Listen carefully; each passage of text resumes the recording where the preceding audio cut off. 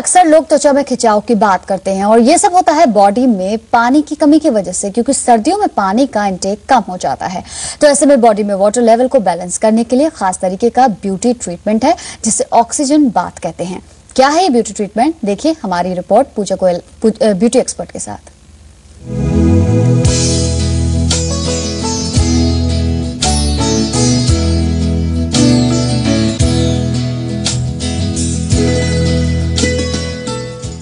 ये एक oxygen bath hydrating facial है जो एक स्किन के पीएच बैलेंस को मेंटेन करता है और साथ ही साथ एक बहुत अच्छा हाइड्रेशन लेवल मेंटेन करता है स्किन पे।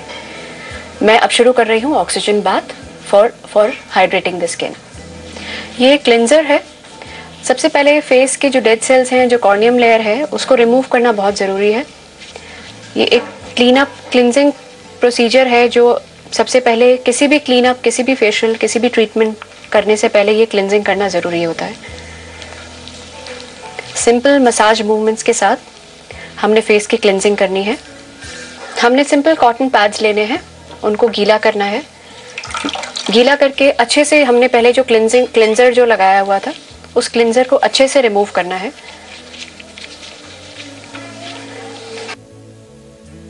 अब ये स्किन बिल्कुल क्लीन हो चुकी है।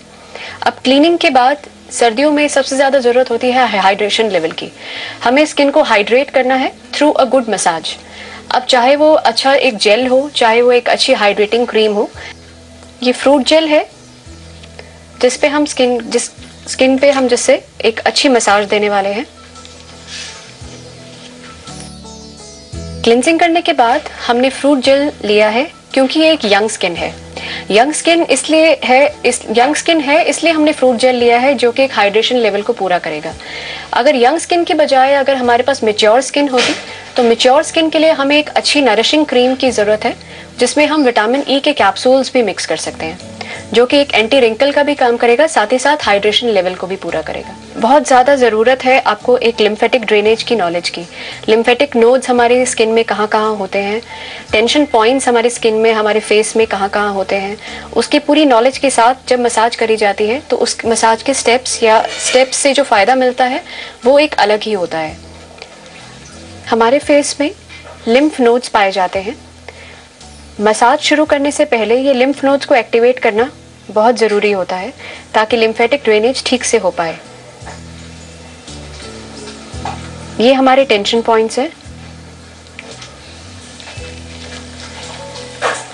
लिम्फ नोड्स को एक्टिवेट करने के बाद जब हम मसाज स्टार्ट करते हैं उस मसाज का एक बहुत अच्छा ग्लो आता है स्किन पे। साथ ही साथ स्किन हाइड्रेट तो हो ही रही है। जैसे हमारे फेस में मसल्स पाए जाते हैं उसी तरह हमारे हाथ भी उन्हीं मसल्स के अकॉर्डिंग चलने चाहिए ताकि कोई टेंशन क्रिएट ना हो।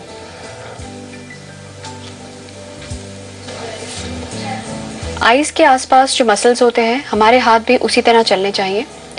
जो डार्क सर्कल्स हैं, जो रिंकल्स आईज के आसपास पड़ जाते हैं, उनके लिए यह मसाज बहुत ही फायदेमंद है।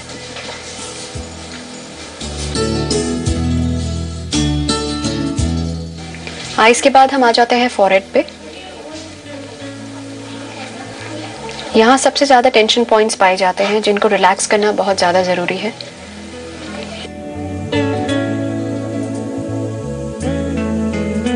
अब हमारे यहाँ मसाज बिल्कुल कंप्लीट है। अब जरूरत है ऑक्सीजन फ्लूइड को स्किन में पेनिट्रेट कराने की। अब ऑक्सीजन फ्लूइड को पेनिट्रेशन से पहले हमें एक स्किन की एक्सफोलिएशन करनी बहुत जरूरी है। स्किन की एक्सफोलिएशन के बाद ही पोर्स खुल पाएंगे और ऑक्सीजन फ्लूइड अंदर पेनिट्रेट हो पाएगा। यहाँ पर एक्सफोलिएटर रखा हुआ है।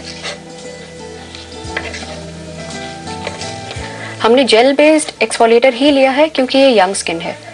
अगर मैच्योर स्किन होती तो हमें एक क्रीम एक्सफोलिएटर की भी शायद जरूरत पड़ सकती थी। एक्सफोलिएटर को बहुत अच्छी तरह से स्किन में फैला देंगे। जब भी एक्सफोलिएटर्स यूज किए जाते हैं हमेशा फ्रिक्शन मूवमेंट्स यूज की जाती हैं।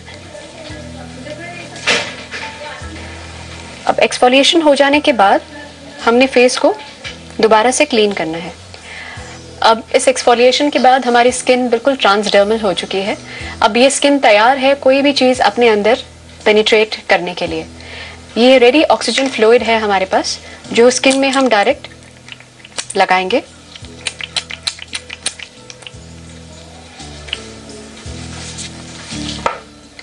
ऑक्सीजन फ्लूइड लगाने के बाद ये हमारे पास वेट गॉज हम इसलिए यूज करते हैं क्योंकि ये पानी में डुबाया हुआ जो वेट गॉज है दैट इज H2O, पानी इज H2O, और हाई फ्रिक्वेंसी जो एक O3 है, O3 और H2O जब मिलते हैं तो वो O2 का काम करते हैं, दैट इज ऑक्सीजन, जो कि स्किन में पेनिट्रेशन करेगी और एक हाइड्रेशन लेवल को पूरा करेगी। जो हाई फ्रिक्वेंसी चलाने का तरीका है वो भी एक लिम्फेटिक ड्रेनेज की तरह ही चलना चाहिए। जैसे हमारे लिम्फेटिक मसल्स हैं स्किन के, उसके हिसाब से ही हम हाई फ्रिक्वेंसी को यूज करते हैं। 10 से 15 मिनट के इस प्रोसीजर के बाद हम ये वेट गॉज रिमूव करेंगे। अब हमारी स्किन बिल्कुल हाइड्रेट हो चुकी है। अब इस ऑक्सीजन बाथ के बाद एक जरूरी है एक अच्छे हाइड्रेशन वाले पैक की। ये हाइड्रेशन वाला पैक्स एक एंड स्टेप है इस फेशियल का, और यही हमारा पैक जो है हमारे पीएच बैलेंस को नॉर्मल लेवल पे लेकर आता है।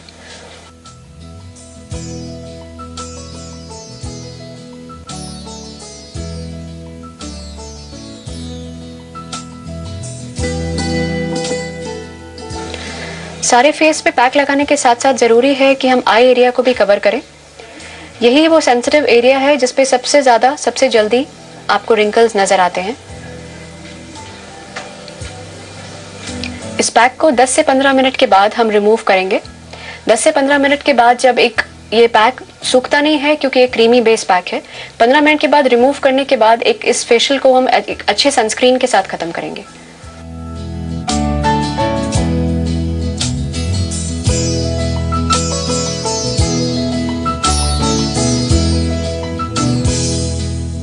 पैक रिमूव करने के बाद जरूरत है एक अच्छे सनस्क्रीन की।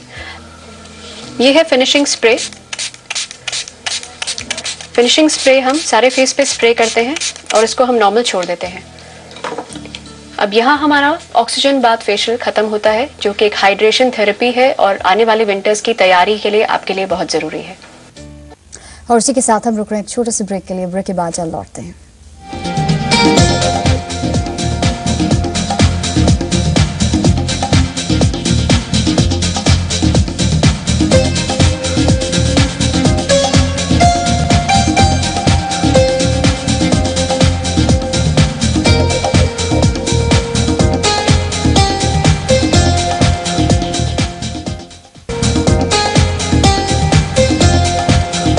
ब्रेक के बाद एक बार फिर आपका स्वागत है। और अगर आपके पास ब्यूटी सैलून जाने का टाइम नहीं है तो कैसे इस सीजन में घरेलू नुस्खे अपनाकर आप अपनी स्किन की कर सकती हैं देखभाल, और कैसे आप अपने स्किन को बनाए रख सकती हैं ग्लोइंग, देखिए हमारी ये रिपोर्ट। विंटर का सीजन ज्यादातर लोगों को पसंद होता है, लेकिन इस सीजन में सबसे ज्यादा परेशानी होती है आपकी स्किन को। तो कैसे की जाए इस सीजन में स्किन की देखभाल, ये जानने के लिए आज हम आए हैं खूबसूरत सैलून की ब्यूटी एक्सपर्ट पूजा गोयल के पास। Pooja, welcome to our show. Thank you. Pooja, ये बताइए सबसे पहले तो इस सीजन में एक ड्राइनेस सबसे बड़ी प्रॉब्लम होती है, तो उसको कैसे दूर किया जाए? ड्राइनेस का जहाँ तक सवाल है, हमें ये देखना बहुत ज़रूरी है कि ड्राइनेस यंग स्किन में हो रही है या मैच्योर स्किन में हो रही है। अगर यंग स्किन में हो रही है तो जाहिर सी बात है उसमें पानी की कमी होती है, और अगर मैच्योर स्किन है तो ऑयल की कमी होती है। तो इन दोनों बातों को ध्यान में रखते हुए हमें हाइड्रेशन लेवल तो अगर बात की जाए यंग स्किन में अगर ड्राइनेस है तो उसको कैसे दूर किया जाए? यंग स्किन में जैसे पानी की लेवल कम हो जाता है सर्दियों में, जैसे मैंने आपको बताया, तो एक तो डाइट में पानी से ज़्यादा पीना चाहिए।